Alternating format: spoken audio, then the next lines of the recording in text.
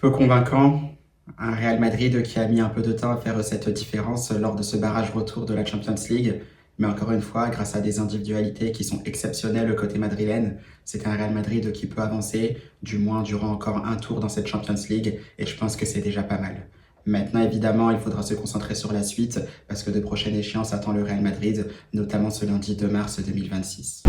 Buenas a todos y a todas, j'espère que vous allez bien, c'est Baki Koune de Madrid. On se retrouve pour une nouvelle vidéo à propos du Real Madrid comme d'habitude. Déjà bien sûr par rapport à ce barrage retour de la Champions League entre le Real Madrid et Benfica. Et bien sûr la suite qui attend le Real Madrid, toute compétition confondue, que ce soit en Champions comme en Liga. Donc bien évidemment on va se projeter là-dessus los chavales.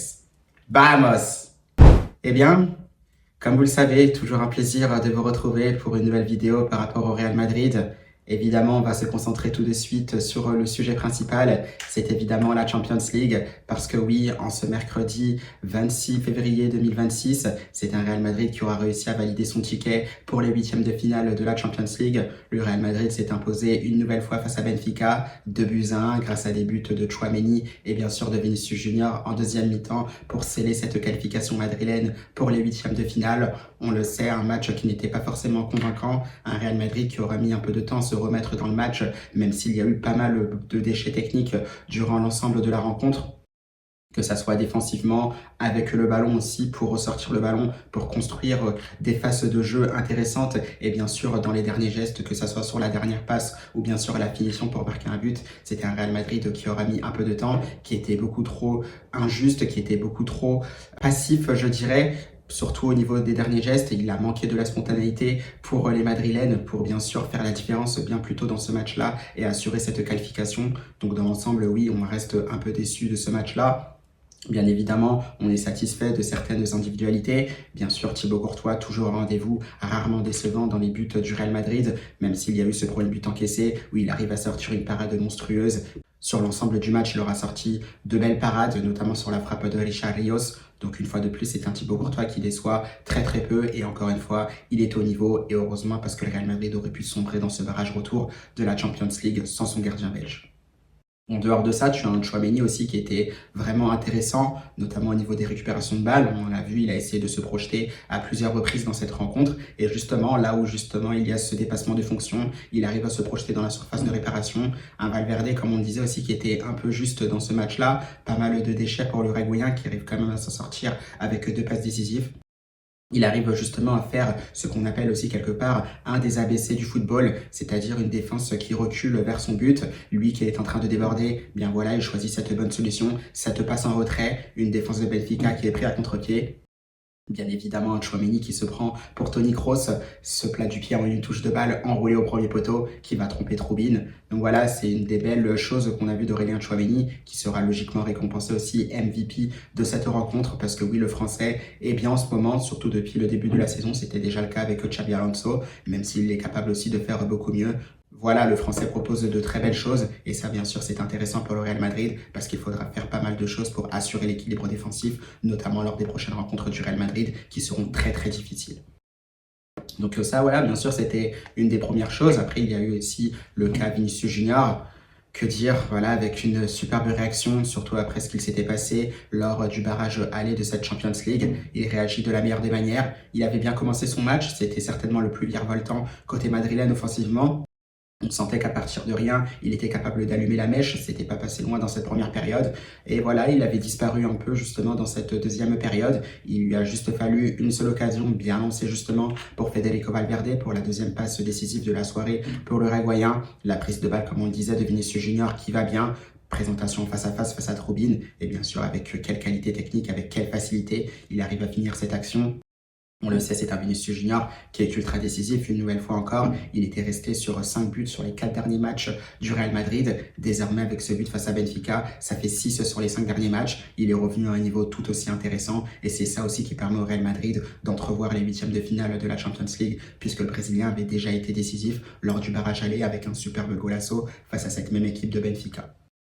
Donc ça, on ne s'y trompe pas. Et d'ailleurs, c'est un Vinicius Junior qui est tout simplement présent à la page à la une de Marca en ce jeudi matin, le lendemain du match, bien sûr, entre le Real Madrid et Benfica, où on parle tout simplement que c'est un Vinicius Junior qui emmène tout le Real Madrid en huitième de finale de la Champions League. Mais attention, parce que tout reste à faire dans cette Champions League, parce que les matchs vont s'enchaîner, parce que les matchs vont s'élever au niveau intensité, au niveau tout simplement du niveau qui sera affiché, que ce soit footballistiquement parlant comme physiquement parlant.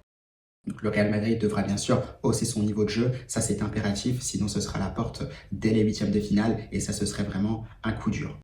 Donc par rapport à ça, on connaît les potentiels adversaires du Real Madrid, à savoir soit le Sporting Portugal ou Manchester City. Il y a le tirage au sort qui sera fait ce vendredi, donc on connaîtra l'adversaire du Real Madrid. C'est vrai qu'on peut penser que ce sera une nouvelle fois Manchester City, ce qui est assez embêtant parce qu'on les affronte trop de fois sur les dernières saisons. On les a déjà affrontés en phase de championnat, donc ça pourrait être sympa aussi d'affronter le Sporting Portugal, même si Thibaut Courtois a dit en conférence de presse qu'il était un peu dubitatif par rapport à cela. On peut s'attendre à avoir Manchester City. C'est vrai que ça attirera peut-être un peu plus les regards à Manchester City face au Real Madrid. Maintenant, on verra bien. Ce qui est sûr et certain, c'est que ce seront deux adversaires difficiles, et le Sporting et City. Le Sporting, on l'a vu, ils ont réalisé de beaux matchs. Je crois qu'ils avaient battu notamment le Paris Saint-Germain, champion d'Europe en titre.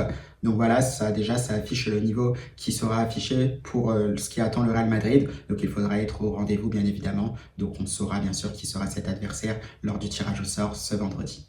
Donc là-dessus, j'en dis pas plus. On se projette évidemment sur la suite pour le Real Madrid, parce qu'une suite, ça c'est sûr et certain, il y en aura une pour les Madrilènes, pas forcément en Champions League, mais assurément en Liga, puisqu'on retrouvera le Real Madrid, bien sûr, dans le championnat espagnol ce lundi 2 mars, donc ce qui laisse aussi un peu de marge pour les Madrilènes, un peu de repos avant le prochain match. Ce sera bien sûr la 26e journée au Bernabéu face à Retafe. On le sait, Retafe, l'équipe qu'on connaît très très bien, déjà bien sûr très difficile à jouer là-bas, à domicile aussi quand on les reçoit, ils sont très difficiles à jouer. On connaît leur coach Bordalas qui n'est plus à présenter. Voilà, une équipe de Retafe qui joue aussi avec le cœur, qui fait aussi pas mal de fautes.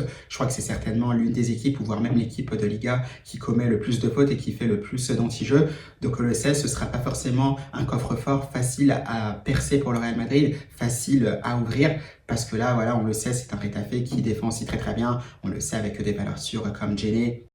On peut avoir aussi de superbes joueurs comme Luis Milla, que je trouve aussi intéressant, qui fait partie, je crois, des meilleurs passeurs décisifs de cette Liga. Il y a aussi Alan Barry qui est pas mal. Donc voilà, il y a aussi des joueurs qui peuvent être gênants côté Retafe face à cette équipe de Real Madrid.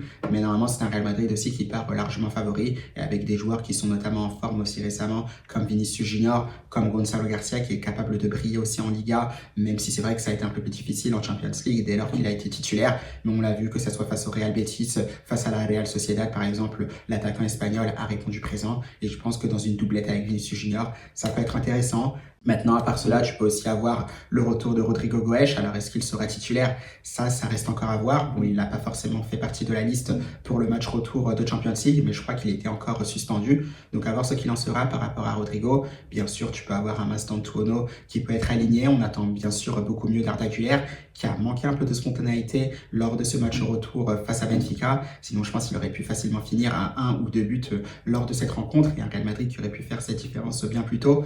Un Camavinga, voilà, qui doit gagner aussi beaucoup plus en régularité. Donc on verra bien ce qu'il se passera pour ce match face à Retafe.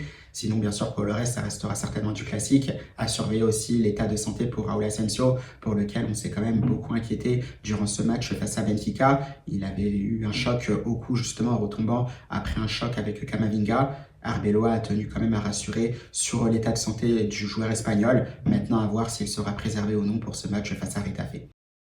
Donc bien sûr, après pour le reste, ça reste du classique. On sait que Kylian Mbappé est évidemment blessé, puisque le Français a manqué justement ce barrage retour face à Benfica, touché bien sûr au genou.